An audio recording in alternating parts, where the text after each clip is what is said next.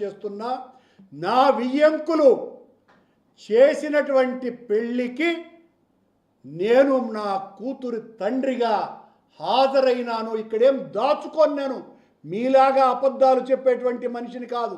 నా కూతురు పెళ్లి నేను హిందూ సాంప్రదాయం ప్రకారం ఆలయ ప్రధాన అర్చకుడి దగ్గర నుంచి తిరుమల వేద పారాయణదారులు అందరూ వచ్చి నా కూతురు అల్లుడిని ఆశీర్వదించినారు దేవదేవుని సాక్షిగా. ఆ పెళ్లిలో వేద మంత్రోచ్చారణల మధ్యన నా కూతురి పెళ్లి జరిపినాను. మీరు శాసనసభలో ఆ ఫోటో వేసి నన్ను క్రిస్టియన్గా మీరు చూపిస్తే, చంద్రబాబు గారు ఇదిగో మీరు బైబిల్ పట్టుకొని ఉన్నారు, మీరు బైబిల్ పట్టుకున్నారు కాబట్టి నేను క్రిస్టియన్ అంటే, నన్ను క్రిస్టియన్ అంటున్నారు కదా మీరు, మరి మీరు బైబిల్ పట్టుకున్నారు. ఇదిగో ఒకటి కాదు, రెండు కాదు, సాక్ష్యాలు కోకొల్లలుగా ఉన్నాయి. కోకొల్లలు. ఇంతే కూడా కాదు, మీరు అసలు హిందువే కాదు ముస్లిం అంటే ఎట్లా ఉంటుంది? చంద్రబాబు గారు ఈ ఫోటోలను చూసి, మరి పవన్ కళ్యాణ్ గారి మూడో భార్య ఓ క్రిస్టియన్ కదా, మరి పవన్ కళ్యాణ్ గారు సనాతన ధర్మ పరిరక్షకుడిని పెద్ద హిందువునని చెప్పుకుంటున్నారే, మరి ఆయన్ను క్రిస్టియన్ అనండి. మరి నన్ను ఎలా అంటారు క్రిస్టియన్ అని? మీరు క్రిస్టియన్ చెప్పే ఈ కరుణాకర్ రెడ్డి చేసినటువంటి హైందవ ప్రచారం ఇప్పటి వరకు పాలక మండళ్ల చరిత్రలో ఏ ఒక్క అధ్యక్షుడు చేయలేదని ఛాలెంజ్ విసిరి చెప్తున్నా. నా సవాలును స్వీకరించి మీరు ఎవరు పంపించినా మీ పాలనలో హైందవ ప్రచారం ఎలా జరిగింది, నేను ఎలా హైందవ ప్రచారం చేసినాను అన్నటువంటి విషయాల్ని సుస్పష్టంగా చెప్పదలుచుకున్నా. ఇన్ని రకాలైనటువంటి అబద్ధాలు ఈయన మరి లోకేష్ ముసల్మానా చూడండి ఎంతగా ఆయన వంగి ఏ రకంగా ఫోటోలు, మరి ఇన్ను ముస్లిం అనాలనా? లోకేషా సలాం బాయా? అసలాం బాయా ఆయన. మరి లోకేష్ గారు క్రిస్టియన్ యువతులతో తిరుగుతున్నటువంటి ఈ ఫోటోని ఏమనాలా? క్రిస్టియన్ అనాలనా? పచ్చి అబద్ధాలు మీరు ఎన్ని చెప్పినా కల్తీ నెయ్యికి మూలాలు మీ పాలనలో ప్రారంభమైనాయి. మీరు అలాగే మేము నిబంధనల్ని సడలించటం ద్వారా ఈ కల్తీ నెయ్యి ప్రవేశించింది అని చెప్తున్నారు. నిబంధనల్ని సడలించటం ద్వారా వచ్చినటువంటి ఒక్క ఛాలెంజ్, మళ్ళీ ఒక్క డైరీ సంస్థను చూపండి.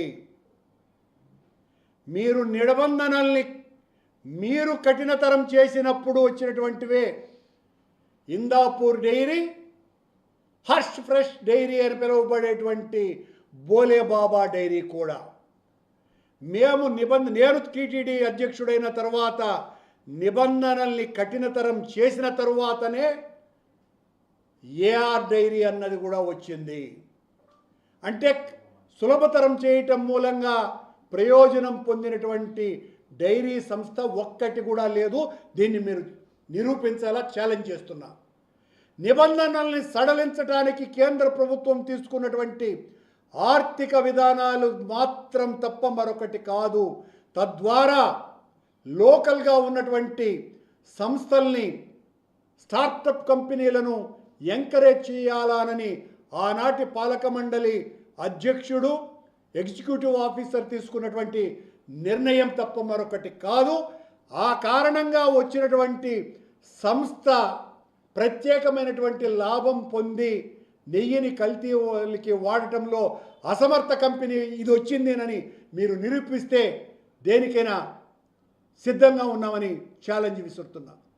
ఈ రోజున ఈ శాసనసభ చర్చలో మా ఇద్దరిని నేరస్తులుగా చేసి, ఎందుకంటే నేను రోజు ఎక్కువగా మాట్లాడుతున్నాను కనుక నేను మాట్లాడిన తర్వాత మీకు మాట్లాడడానికి దానికి సమాధానం ఇవ్వటానికి మీకు శక్తి చాలటంలా, మీకు తెలివి చాలటంలా, మీకు విషయ పరిజ్ఞానం లేదు. పనిగట్టుకొని నన్ను నీచుడుగానో, వివాదాస్పదుడనో, చెడ్డవాడుగానో, అవినీతిపరుడుగానో, క్రిస్టియన్గానో, నాస్తికుడనో, దేవుణ్ణి రాయితో కొట్టాడు అనేటువంటి మాటలు చెప్పినాడనో ఈ రకంగా మీరు ఆత్మతృప్తి పొందటం కాదు సుమా. ఆధారాలతో నిరూపించాల. ఎక్కడ ఏ రకమైనటువంటి మీరు ఈ రోజున ఏదైతే శాసనసభలో కల్తీ జరిగింది అని చెబుతున్నటువంటి ఈ సంస్థలన్నీ అగ్రభాగం మీ హయాంలో వచ్చినటువంటివే.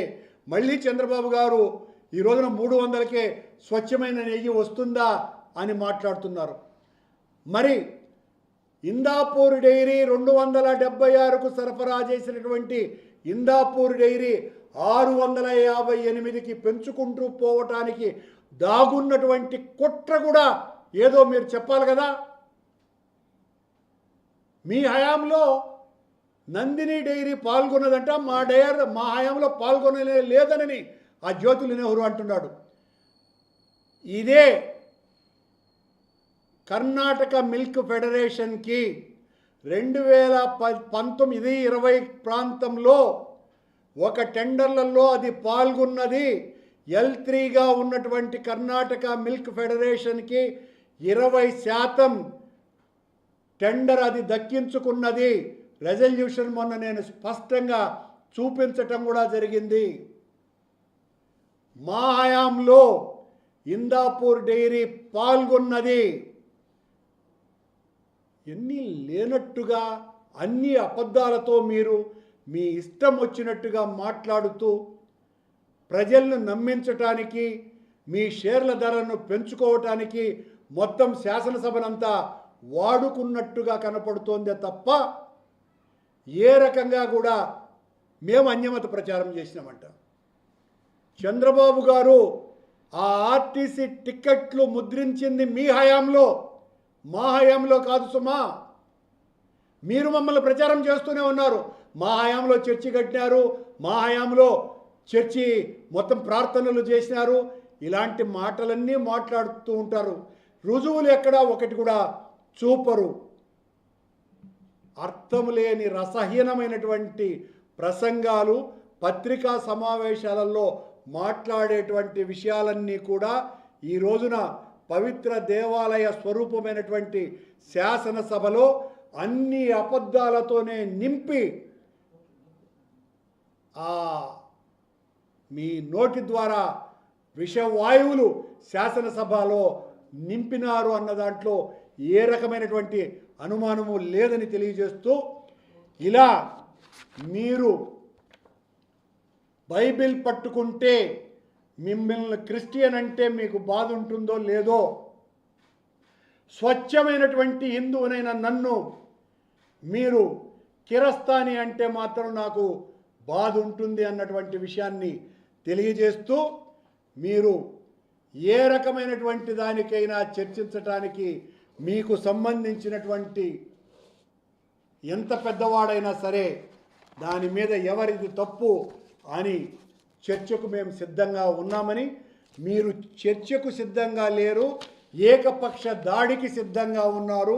మమ్మల్ని ఏక సభ్య కమిషన్ ద్వారా నన్ను సుబ్బారెడ్డిని నేరస్తుడు అని ఈ రోజు నుంచి రోజు ప్రచారం చేసి వాళ్ళిద్దరే దోషులు అని ప్రకటిస్తారు అన్న విషయాన్ని కూడా ఈ హిందువులకు, సభ్య సమాజానికి తెలియజేస్తూ, ఎంత పచ్చి మోసాన్ని సాక్షాత్తు సుప్రీంకోర్టు నియమించినటువంటి సిట్ ఇచ్చినటువంటి నివేదిక మీదే నమ్మకము లేనటువంటి చంద్రబాబు గారి ప్రభుత్వం 1 సంవత్సరం పాటు 8 రాష్ట్రాలలో మొత్తం వందలాది మందిని విచారణ చేసి కొన్ని వందల మంది పోలీసులతో విచారణ జరిపి 36 మందిని దోషులుగా ప్రకటించినటువంటి సిట్ ఇచ్చినటువంటి ఛార్జ్ షీట్నే తప్పుబట్టి ఏకసభ్య కమిషన్ ద్వారా మమ్మల్ని నేరస్తులుగా చేయటానికి చేస్తున్నటువంటి ప్రయత్నమే, దానికి ఆరంభమే ఈనాటి శాసనసభ చర్చ అని తెలియజేస్తున్నాం.